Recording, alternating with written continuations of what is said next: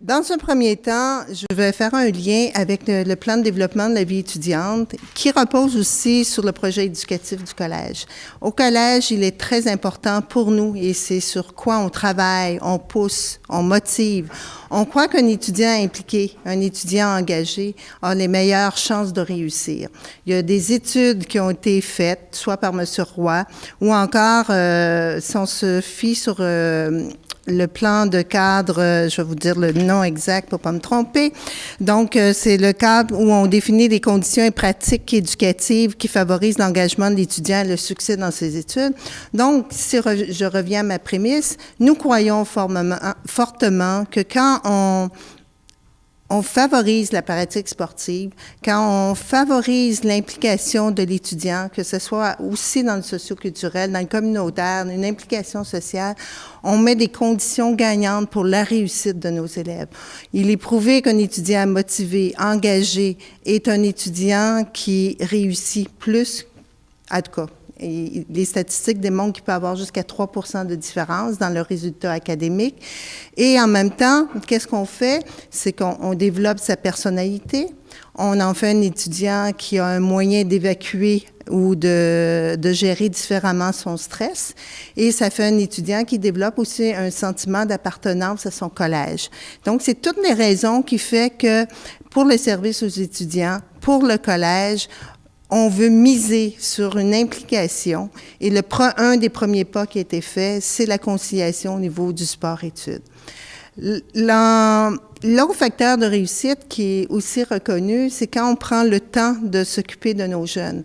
Donc, quand on prend le temps de s'intéresser à eux, de mettre les mesures de soutien qui permettent comme le disait tantôt Mme Cournoyer, qui lui permettent de concilier son horaire de session en fonction, et ses horaires de travaux, d'examens, en fonction de son calendrier d'entraînement, mais encore plus de son calendrier de compétition.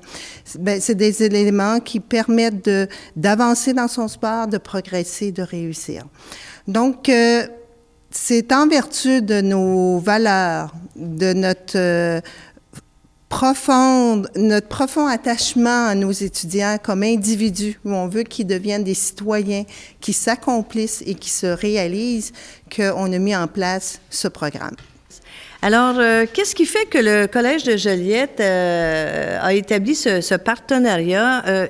Écoutez, déjà lors de l'adoption du deuxième plan d'action stratégique du Cégep régional de Lanaudière, plan stratégique qui couvrait la période 2008-2013, nous avions retenu comme orientation d'offrir un environnement éducatif stimulant pour nos étudiants. Et un des éléments qui nous permettrait d'atteindre cet objectif-là était la conciliation sport-études. On le sait combien il est important de pouvoir offrir à des étudiants très engagés dans la pratique sportive, de pouvoir cheminer dans leurs études tout en continuant d'être actifs au niveau des sports. Alors, c'est de cette façon-là que nous avons entrepris dans notre plan de travail de cette année d'explorer la possibilité de mettre en place un programme sport-études et c'est ce que nous avons fait. De sorte que à l'automne dernier, le 28 octobre, nous avons signé un protocole d'entente avec Alliance Sport-Études qui nous permet donc de rendre des services en partenariat avec l'Alliance à nos étudiants athlètes.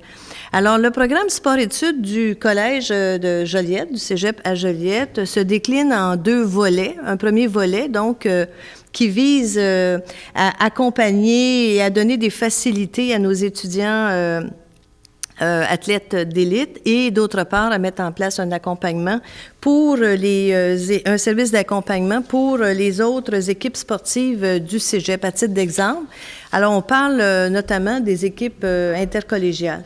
Alors, quand on parle d'équipe intercollégiale au Cégep ici à Joliette, je vais vous donner quelques exemples. Alors, on parle du soccer féminin et masculin qui rejoint une trentaine d'étudiants, pardon. Il y a eu également du basketball féminin et masculin. Dans le cas de l'équipe féminine, on parle d'une équipe 2A qui rejoint 9 étudiants et dans le cas du basketball masculin, 1A, 13 joueurs. On offre également la possibilité de participer à une équipe de hockey COSOM masculin qui rejoint 13 étudiants. Flag football féminin, 16 étudiants. Volleyball mix multicollégial, 15 étudiants. Et taekwondo mixte civil, 21 étudiants. Pour parler un peu plus concrètement de l'Alliance Sport-Études, donc on va entrer peut-être un peu plus dans les détails généraux sur notre programme. Je viens de parler de Jeux olympiques. Il faut voir que ce n'est pas exclusivement des athlètes olympiques qui sont dans le programme. Il y a des athlètes aussi qui performent au niveau national, au niveau provincial, et c'est très bien également. Donc, il y a différentes catégories d'athlètes qui sont admissibles au programme. C'est la nouveauté ici. On va diffuser l'information pour s'assurer qu'il y a un maximum d'athlètes qui puissent y avoir accès. Madame Cournoyer, Madame Rivette-Surgeon ont parlé des différents services qui seront disponibles aussi pour les athlètes du sport intercollégial. Au niveau de l'Alliance Sport-Études, on veut s'assurer que même ceux qui performent dans des clubs civils et qui sont reconnus par leur fédération sportive puissent eux aussi avoir accès à ces services d'aménagement d'horaires scolaires en fonction de l'horaire d'entraînement. Les athlètes internationaux, évidemment, se déplacent régulièrement pendant la session pour des compétitions. Ça crée certaines absences. D'avoir la compréhension des enseignants, ça devient le nerf de la guerre pour leur réussite de leur côté. Au niveau de l'Alliance Sport-Études, on est un réseau actuellement là, de 26 cégeps à travers le Québec, 7 universités aussi. On touche 965 étudiants en fonction là, des statistiques de l'automne dernier. Ce sera là, autour de 1000 étudiants l'automne prochain, répartis là, dans la trentaine d'établissements scolaires qui sont membres du réseau. Notre clientèle a doublé dans les 5 dernières années, donc on voit que le programme prend de plus en plus d'importance. Les programmes sport-études au niveau secondaire aussi sont de plus en plus importants, donc on bénéficie aussi de cette popularité, nous, au niveau collégial universitaire. On a également une fondation qui est liée à l'Alliance Sport-Études et les étudiants athlètes officiellement inscrits à notre programme ici à Joliette pourront avoir accès à ces bourses. L'an dernier, là, grâce à nos différents partenaires, on a remis au-delà de 100 000 $ en bourse exclusivement à des étudiants athlètes là, du programme de l'Alliance. Donc, c'est des partenaires comme RDS, Desjardins, la Ligue de hockey junior majeur du Québec, Molson, qui sont associés à la Fondation et qui permettent là, de reconnaître l'excellence et la qualité de ces candidatures. Donc, depuis tantôt, on parle d'étudiants athlètes. Ce matin, qui nous accompagne, on a Jean-Sébastien Lapointe. Jean-Sébastien Lapointe, on pense qu'il va devenir, et on pense plus, il va devenir notre premier étudiant, oui, exact, membre de l'Alliance Sport-Études. Jean-Sébastien était en octobre 2010 un étudiant qui était déjà avec l'Alliance Sport-Études, mais à l'époque, il étudiait au collège André Laurendeau. Maintenant, il a fait un transfert, on est heureux de l'accueillir. Il est chez nous, donc dans le programme de gestion de commerce, et il va poursuivre sa carrière d'athlète ici au collège. Qu'est-ce qu'il a accompli comme athlète? Vous allez voir, c'est assez impressionnant. Donc, la première chose, il a 18 ans. Il fait de la natation depuis 2004. Il participe à des compétitions à l'échelle nationale depuis 2009. Il a été finaliste lors des championnats Can-Am à Edmonton en 2009. Il est un médaillé d'or lors des championnats Can-Am à San Antonio, Texas en 2010. Il est finaliste lors des championnats Can-Am à Toronto en 2010. Il se prépare présentement pour naturellement les championnats Can-Am à Minneapolis en avril 2011 et ceux de Gatineau en juillet 2011. Selon vous, c'est un athlète de quel niveau? Je vais vous aider. Espoir, relève, élite, excellence. C'est un athlète de niveau élite. Donc, juste le niveau avant l'excellence, il est très près, il approche, on y souhaite. Mais qu'est-ce que ça représente, arriver à ce niveau-là?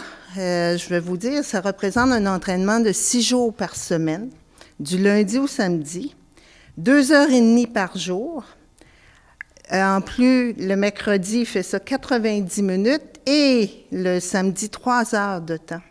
Donc, vous comprenez qu'un athlète de ce niveau-là, quand on parle de conciliation, puis quand je vous disais aussi tantôt que pour moi, un sportif, ça devient un peu un travail, parce que le nombre d'heures qu'on doit consacrer pour atteindre ce niveau-là, bien, notre programme qui fait la conciliation études-sport, et en plus en s'associant, en étant avec l'Alliance sport-études, va permettre d'offrir à Jean-Sébastien un appui, des mesures de soutien, un accès, tantôt on le disait, à des bourses, un accès aussi à un réseau d'athlètes d'élite.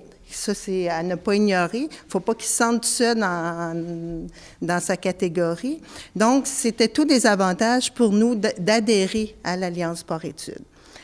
Il y a un rêve, Sébastien, c'est de participer aux Jeux paralympiques en 2012 à Londres, au Royaume-Uni, ou, s'il n'atteint pas cet objectif-là en 2012, mais au moins en 2016, à Rio, au Brésil, finalement. Donc, dans ses performances, qu'est-ce qui est intéressant? En mai 2010, Jean-Sébastien a battu le record national du 50 mètres d'eau au défi sportif 2010, qui avait lieu à Montréal. Son chrono, 44,44 secondes. Et l'ancien record était de 45,54 secondes. Donc, il l'a amélioré d'une seconde et donc, c'est important. Ensuite, il a aussi participé aux Jeux du Québec en Gatineau en 2010. Il a rapporté 2 médailles d'or et 1 médaille d'argent. Puis, il a participé aux sélections pour les Jeux du Canada en 2009. À ce jour, il y a 21 médailles de bronze, 8 d'argent et 13 médailles d'or. Bravo, Jean-Sébastien. Donc, on voulait vous présenter le profil d'un étudiant athlète. On voulait vous sensibiliser à ce que ça représente pour eux et jusqu'à quel point le collège est là pour les soutenir, les appuyer et faire en sorte qu'ils puissent se réaliser, puis lui, bien, accomplir ses rêves. On lui souhaite bonne chance. Merci.